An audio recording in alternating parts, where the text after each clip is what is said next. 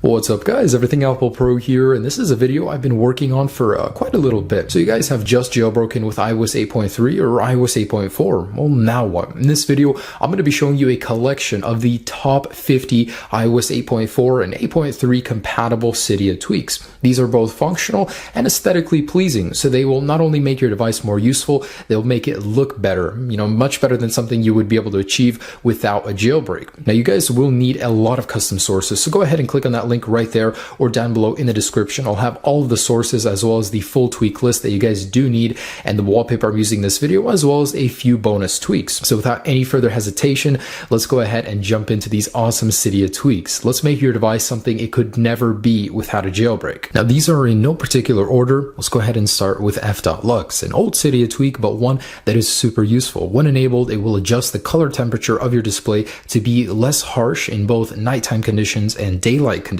so it can either adjust to warmer or cooler temperatures. Now a tweak I could not live without is Eclipse 2. This actually puts a night mode throughout your entire device, and it works very well with f.lux. So pretty much make it easier on your eyes when using your device in the dark. And this is, not just in settings, this is everywhere, from messages to the phone application to every aspect of your device where a menu is concerned. And it really is a nice look. I mean, not only that, but it is easier on your eyes in the dark. Reach Out brings true multitasking to your device from any application, so you can actually begin split screening and doing multiple things. So this is a good mix for me. I like to watch a YouTube video down here while browsing Reddit up here. I mean, how much better can things get? Customize nearly every aspect of your device using Springtomize 3. Recently updated, it allows you to modify so much. For example, I just modified the icons to black and white, the text size I reduced it, and there's a lot you can do in here, from animations to your control center to dock, folders, even the lock screen. It really is a very extensive modification tweak. Make your device alive with Barrel. Barrel adds animations when swiping between pages on your device. This is set to random,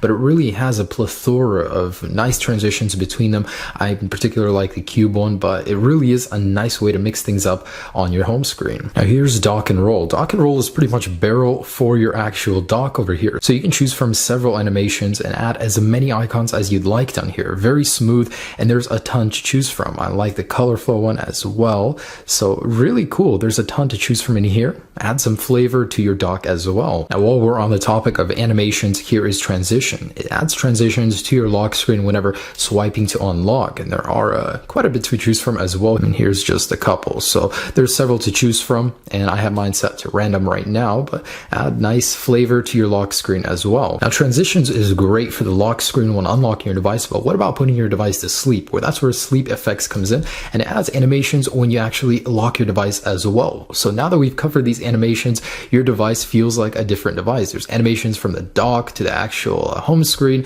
to unlocking and locking the device. Now here's TetherMe. It allows you to get unlimited tethering on your plan without the carrier ever knowing, and this does work on the latest firmware, so no longer do you have to pay $20 a month to do something you should be able to do for free. Unlock your device with style using Apple Pay animation with LockGlyph. So now when unlocking your device, you'll get this really cool animation, and boom, you're in when using a Touch ID enabled device. Add an extra layer of security to individual applications using BioProtect. So lock applications with a Touch ID passcode using this really cool menu right here. Detach video into its own little video player using VideoPane. Great for multitasking while watching a video. Really cool. It doesn't work with a YouTube application just yet, but you can activate it using Safari. Easily manipulate text using SwipeSelection, like the new feature found in iOS 9, but better. You can operate this with one hand, so swipe using this part right here and select using the lower keys down here. Know when you're about to receive an iMessage from iMessage enabled devices with TypeStatus. It'll show you when someone in your messages application in a conversation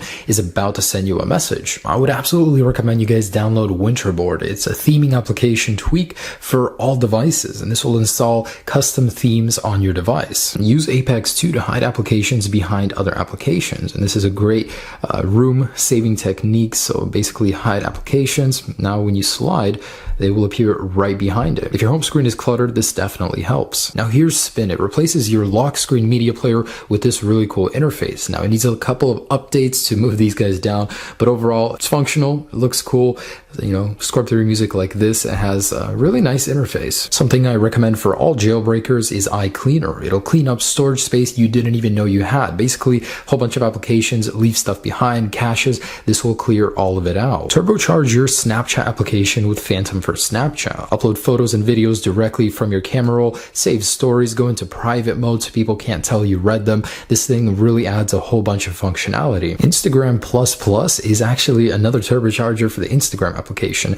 Now, you can zoom in on photos. You can get this really clean view right here, minimalistic or not. So there's an option right here, full or minimal. When you hold on a picture, you can now copy it to your clipboard or save it directly to your device. Facebook Plus is a turbocharger for your Facebook application. Download videos directly from your feed, go unnoticed when talking to people in the Messenger, and it brings the Messenger natively into the application, so you don't need a separate app for that. PandoraSkips gives you an unlimited amount of skips inside of Pandora, so you don't have to wait a few seconds in between, but overall you can skip as many times as you want, and there's no longer any limit on that. BytaFont 2 allows you to swap your system font, so this is everywhere on your device, not just the home screen. You can choose any font of your liking. Status of all X provides unobtrusive volume change notifications. Instead of a huge HUD on your display, it adds a very unobtrusive one into your status bar right there. This one could save you your job. You can thank me later. It's called PM Really, and it will ask you if you want to confirm a PM alarm. I know a lot of people set PM alarms on accident, so this is very useful. If you share your device a lot or you're protective of everything on your device,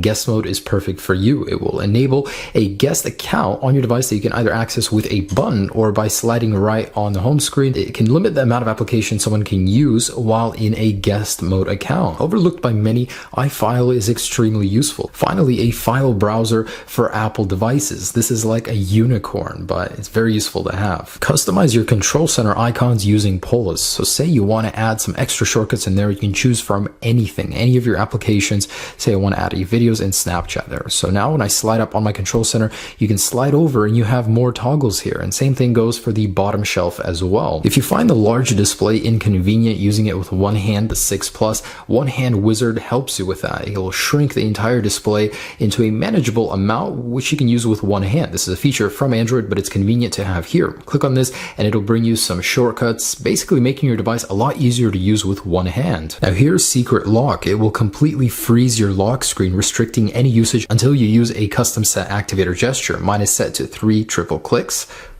So there we go, and it will unlock your lock screen. Now you can use it as you usually would. So this is actually really useful for hiding your device from people that might be creeping. A really convenient little tweak, and it does require a custom beta version of Activator, all in the description. Now here's Android OS. It's a really well-made tweak, and it pretty much gives you an Android skin on your device. Now you have widgets that you can put onto your actual home screen, anything from the control center menu buttons to a mini player and to a Google search function. So very similar. It goes into the notification center right there. So it's a very Android-like. When you get a message, it'll pop up just like an Android message. And the power down menu now has an Android look to it as well. Now, if you guys like that custom power down menu, you can install it using Repower without having to download the whole Android OS system. So it gives you an option to respring, reboot, or just power off. Also, if you guys want that mini player but don't want to install the whole Android skin, here is mini player. It will add a nice little music player, which you can scrub their music in here, play music,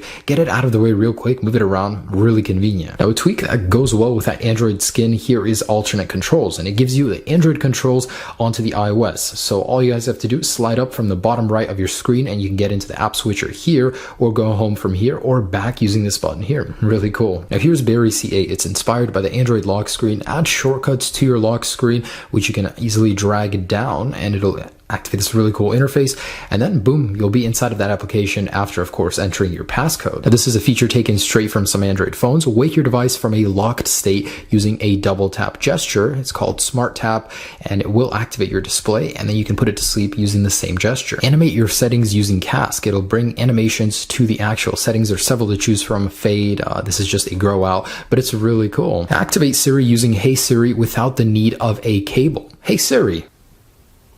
And there you go. Watchboard brings the Apple Watch interface to iOS. Now, Eternum does not work yet. This is the closest you'll get, and it does a very good job. I mean, it works. It doesn't reshape as well as I'd like, but you can still move the icons around. Works very well, and it's a very nice interface taken straight from the Apple Watch on your iOS device. Theme your battery icon using Alkaline, and there's many more to download from Cydia, but you can go ahead and choose whichever icon design you like, and I like Bolus the most. Greatly extend the life and functionality of your home button using Virtual Home 8. This is only for Touch ID enabled devices, but just tap on the home button instead of pressing it in order to activate it. So just a double tap to enter your multitasking pane. Now, if you guys want to actually get in the multitasking pane, there's a new view using switchability. Switchability gives you this card view taken straight from Safari, so it works well and definitely looks good. Power saving mode brings that new iOS 9 feature to iOS 8.4 devices using this little menu right here. So inside you'll find a power saving mode, and it will actually enable a whole bunch of things on your device in order to preserve the best amount of battery life. I'm using an older version, but the newer one, you can actually disable individual features that you don't like. Now here's a lifesaver. Send delay allows you to stop messages before they're sent over a certain duration. You can set it manually in settings, but if you send it, you can stop it before it sends in case you wrote the wrong thing or you're sending it to the wrong person. Now let's talk camera tweaks to wrap this all up. Now here's the biggest one, Camera Tweak 3. It allows you to change the resolution, the frames per second, all from within the camera application. And there's a lot of settings in here. You can add levels, filters.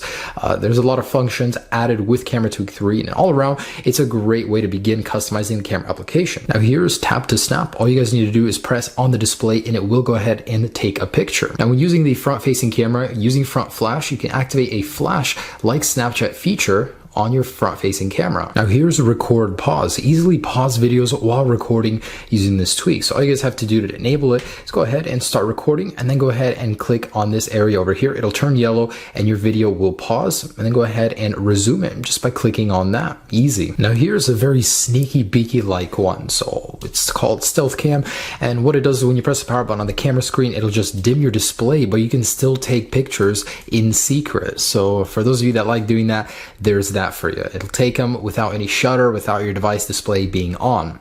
Also, here is Record in Torch. Now you can record and activate the torch while you're recording. So this is a feature Apple is introducing in iOS 9, but it's good to have it now on 8.4.